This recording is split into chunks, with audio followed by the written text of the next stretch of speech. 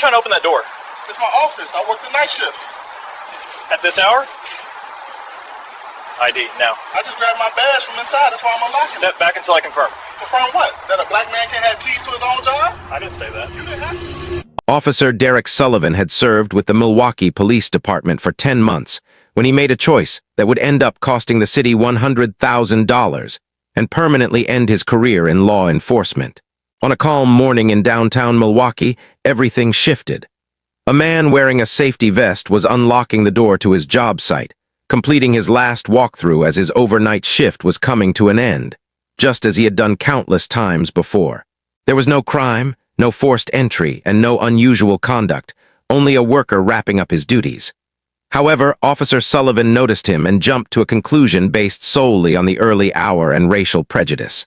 That baseless assumption sparked a confrontation that resulted in an illegal detention, the humiliation of a dedicated supervisor, and a lawsuit that revealed how fast bias can turn ordinary moments into violations of constitutional rights. Before we go on, where are you watching from? If this is your first time here, please tap the subscribe button. Stories like this deserve attention, and your support helps us continue sharing the truth. Downtown Milwaukee, Wisconsin, is a business area where office buildings sit along normally quiet streets. The Meridia office building stands on the corner of Wisconsin Avenue, a 12-story property that houses law firms, financial offices, and medical clinics. The ground-level entrance has glass doors with the building's name displayed in silver lettering. During the night and early morning hours, the area is mostly empty except for security guards and cleaning staff. It was 5:43 a.m. on a Wednesday in early October. The sky remained dark, with sunrise still about an hour away. Overnight temperatures had dropped to 52 degrees, cool enough to justify wearing a hoodie. Streetlights lit the empty sidewalks. A handful of cars were parked along the street. Downtown sat in that brief calm before the city came to life. Marcus Green had worked as a janitorial supervisor for Platinum Cleaning Services for 8 years, overseeing night crews that cleaned office buildings across downtown Milwaukee. He managed 14 workers across 4 locations, making sure work met standards, supplies were stocked, and client issues were addressed. His employer trusted him with keys to every building under his care. Clients regularly complimented his professionalism and dependability. That Wednesday morning, Marcus was finishing his overnight shift. He had clocked in at the company office at 10 p.m. The night before, supervised his teams throughout the night, and was now completing his final building check before his shift ended at 6 o'clock a.m. He wore a company-issued high-visibility safety vest over a hoodie that kept him warm during the cool October hours, carried a ring of building keys, and had his company ID badge clipped to his vest, showing his photo, name, position, and the Platinum Cleaning Services logo. Marcus was 34 years old, married, and the father of 2 young daughters. He had worked in building maintenance and cleaning since he was 19. Starting at the bottom and working his way up to supervisor, he took pride in both his job and his reputation. Supervisors at Platinum consistently described him as their most reliable supervisor. His crews respected his leadership. He approached the Meridia building entrance, chose the correct key from his key ring, and began unlocking the door for his final inspection. This process was part of his everyday routine. Open the building, complete final quality checks of the overnight cleaning, confirm supplies, and then head home. He had done this hundreds of times at this same location without any issues. But Derek Sullivan interpreted the scene differently. Officer Derek Sullivan was 24 years old and had been with the Milwaukee Police Department for 10 months. He had graduated from the academy the previous January after completing standard training. His academy performance met requirements, earning passing marks in all areas. Still, instructors noted that while he showed motivation, he also displayed a concerning habit of seeing suspicious behavior where seasoned officers recognized normal, lawful activity. His field training officer, Jennifer Martinez, an 18-year veteran, documented serious concerns during Sullivan's 16-week field training period. Sullivan repeatedly initiated encounters with citizens mainly based on appearance and time rather than clear signs of criminal behavior. In one case, he stopped a Hispanic man leaving a grocery store at 11 p.m., convinced he had shoplifted despite the man clearly holding receipts. The individual was a construction worker purchasing supplies. In another situation, Sullivan questioned a black woman sitting in her parked car outside an apartment complex, believing she was dealing drugs. She was actually an emergency room nurse waiting to pick up her sister. Officer Martinez completed a detailed evaluation, strongly recommending Sullivan receive an additional 8 weeks of supervised patrol, with a heavy focus on Fourth Amendment rules and recognizing implicit bias. Her report stated, Officer Sullivan shows enthusiasm but repeatedly initiates contacts based on demographic factors instead of observable suspicious behavior. Without major additional training, Officer Sullivan presents a liability risk to the department and a civil rights risk to the community. Her recommendation was reviewed by the training coordinator and patrol commander. Both acknowledged the concerns. However, Sullivan had technically met all required competency standards. More importantly, the Milwaukee Police Department was short 47 officers. Budget limits had led to canceled academy classes. Veteran officers were retiring faster than replacements could be trained. A decision was made to approve Sullivan for solo patrol after standard training, with notes instructing supervisors to closely monitor his interactions. He was assigned to third shift downtown patrol, given his own squad car, and sent out on independent duty. At 24 years old with only 10 months of total experience, documented bias patterns and full police authority, he was now working alone. That Wednesday morning, Sullivan was nearing the end of a night shift that had been unusually calm. He had responded to one minor traffic accident, completed 2 business checks, and finished paperwork. As he drove through the downtown business district, his headlights illuminated a person at the entrance of the Meridia building. A man wearing a work vest over a hoodie stood at the locked glass doors, using keys to open the lock. The time was 5:43 a.m. Morning light was getting closer, but the city was still wrapped in darkness. Most office employees wouldn't be showing up for several more hours. In Sullivan's poorly trained mindset, shaped by limited experience and unchecked bias, the situation appeared suspicious and possibly criminal. He failed to consider that cleaning crews commonly work overnight shifts. He didn't acknowledge the high-visibility safety vest or the ID badge on display. Instead, he saw only what his bias allowed him to see: a black man at a locked building before sunrise. In his thinking, that single image amounted to reasonable suspicion that required police action. Sullivan turned on his emergency lights, pulled over to the curb, activated his body camera, and stepped out of the patrol car. By then, his mind had already created a story: possible burglary in progress. Suspicious individual attempting unauthorized entry. That story was based entirely on assumption, without witnessing a single illegal act. Do you think officers should understand basic work schedules like night shifts before approaching someone? Share your thoughts below. Derek Sullivan walked toward the building entrance where Marcus Green stood with his key in the lock. "Hey, why are you trying to open that door?" Marcus turned, surprised by the sudden presence of a police officer. "This is my workplace. I work nights. I'm the janitorial supervisor." He motioned toward his safety vest where his company ID badge was clearly visible. At that early hour, Sullivan's voice carried obvious suspicion. "ID, now." Marcus removed the key from the lock, confused by the hostile demand. "I'm unlocking the door to grab my badge from inside, but my company ID is right here." He pointed to the badge clipped to his vest, clearly showing his photo, name, and the Platinum Cleaning Services logo. "Step back from the door until I verify who you are and what you're doing." Marcus stepped away, irritation building. "Verify what? That a black man can't have keys to his own job. I'm wearing a company vest with an ID badge, unlocking a building I'm authorized to enter. What's suspicious about going to work?" "I didn't mention race," Sullivan replied defensively. "You didn't have to," Marcus said. "You rolled up on me while I was unlocking my workplace. You demanded ID while I'm already wearing one. You told me to step away from my job. What part of this looks criminal to you besides my skin color?" Sullivan's face tightened. "I'm responding to a possible break-in. Someone trying to enter a locked building before business hours." "A break-in?" Marcus raised his voice slightly. "With keys, in a safety vest, with a badge, do criminals unlock doors instead of breaking them? Do they wear reflective gear with company IDs?" "I need to confirm your employment before you go inside," Sullivan said. Marcus pulled out his phone. "Fine, I'll call my supervisor at Platinum Cleaning to confirm I'm supposed to be here." Then I'll call this building's management company to report that Milwaukee PD is blocking their contracted supervisor from entering. Sullivan shifted uneasily. He had started this encounter without legal justification and was now facing someone who clearly knew his rights and recognized how ridiculous the situation was. "Put the phone down. Let me see your ID." "You've been looking at my ID for 2 minutes," Marcus replied. "It's clipped to my vest." He pointed again. "My name is Marcus Green. I supervise janitorial crews for Platinum Cleaning Services. We're contracted for this building. I have keys, access codes, and permission to be here. What else are you trying to confirm?" Sullivan had no response because there was no lawful reason for the stop, but backing down would mean admitting the stop was racially motivated. "Show me another form of ID. Driver's license or state ID." "Why?" Marcus asked. "I'm not driving. I'm not committing a crime. I'm standing at my workplace with my work ID.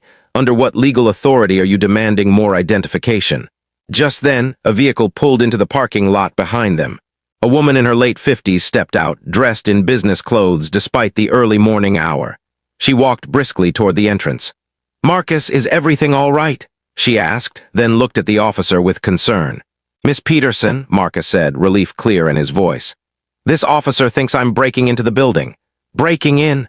Margaret Peterson, the property manager for the Meridia building, stared at Sullivan in disbelief.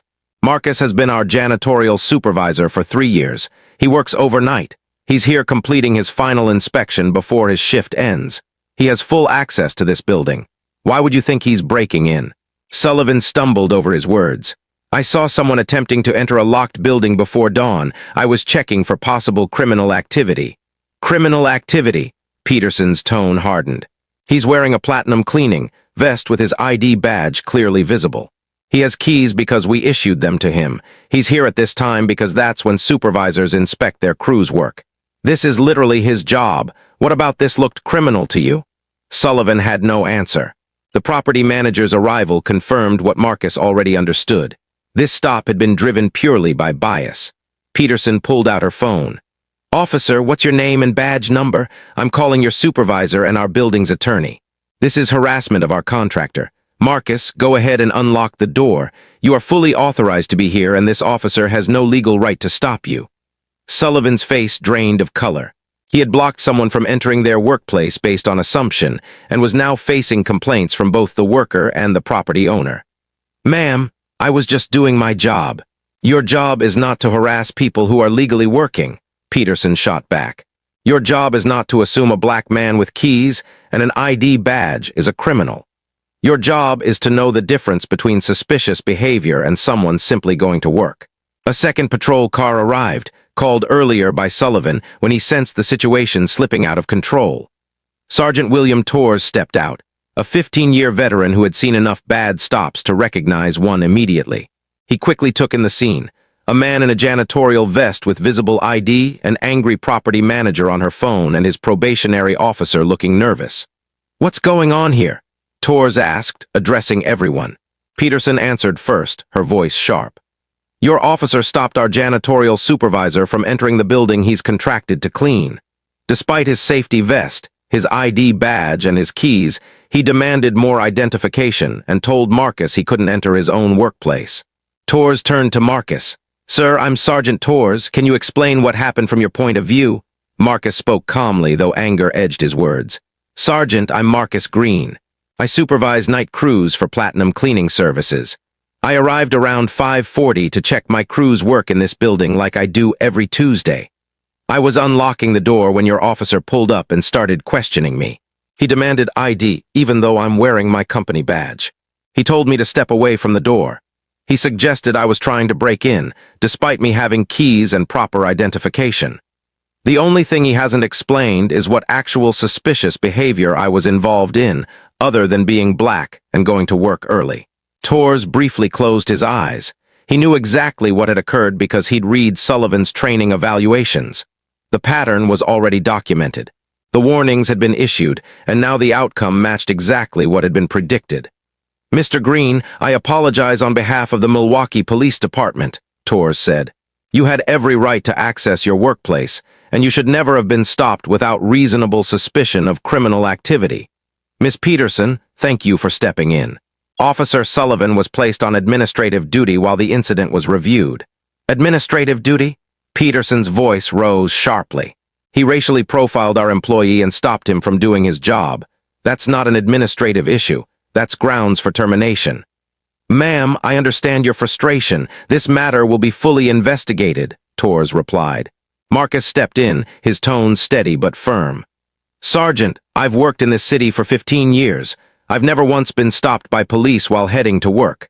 I wear a safety vest because my company requires it for visibility and professionalism. I wear my ID badge because it's policy. I carry keys because every building I service trusts me with access.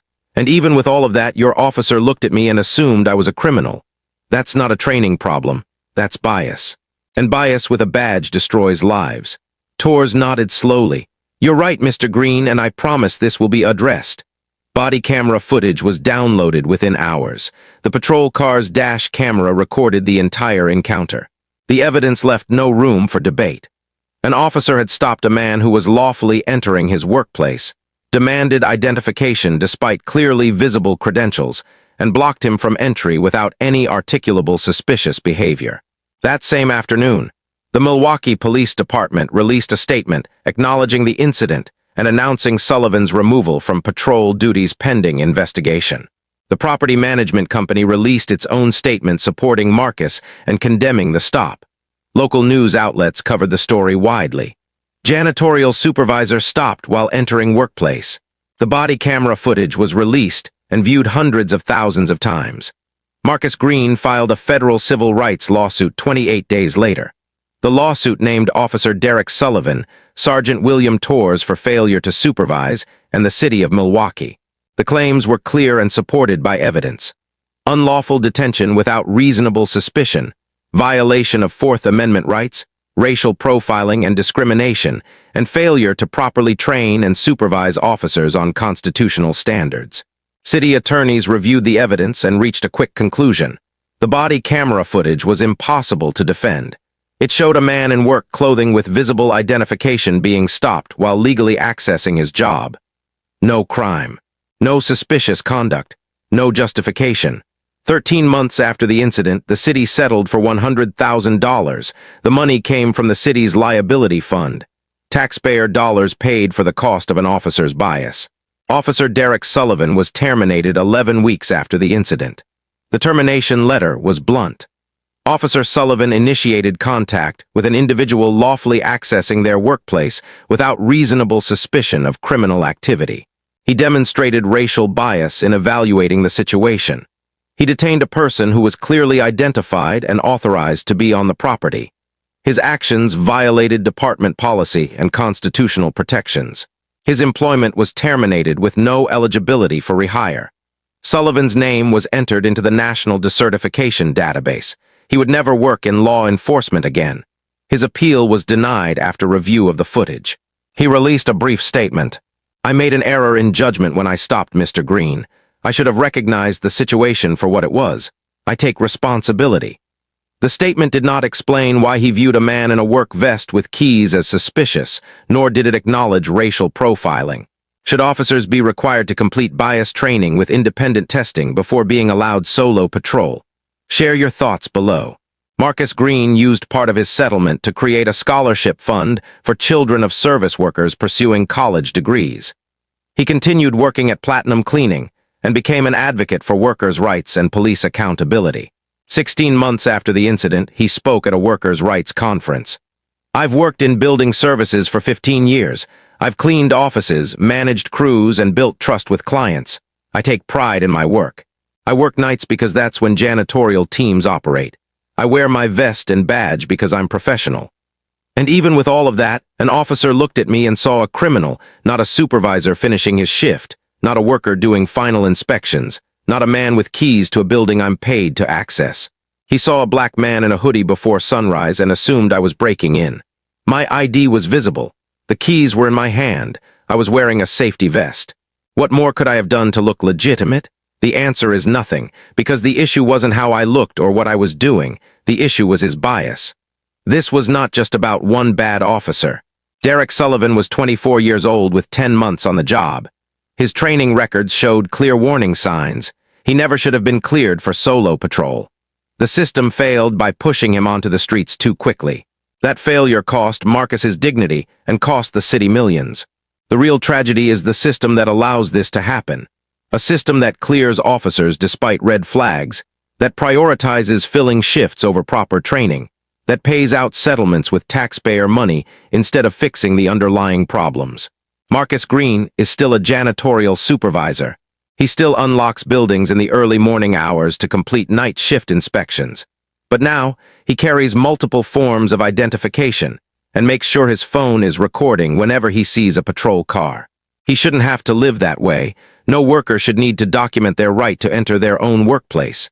Derek Sullivan is now 25. His law enforcement career lasted 10 months. His decertification ensures he will never work in policing again. Some may feel sympathy for him, but his actions violated someone's rights. Every step was a choice. To assume criminal intent, to demand compliance, to detain without cause. The real question is whether police departments will learn from this, whether they will stop approving officers with documented bias issues, whether they will value proper training over staffing shortages, and whether workers will be allowed to do their jobs without being treated like suspects.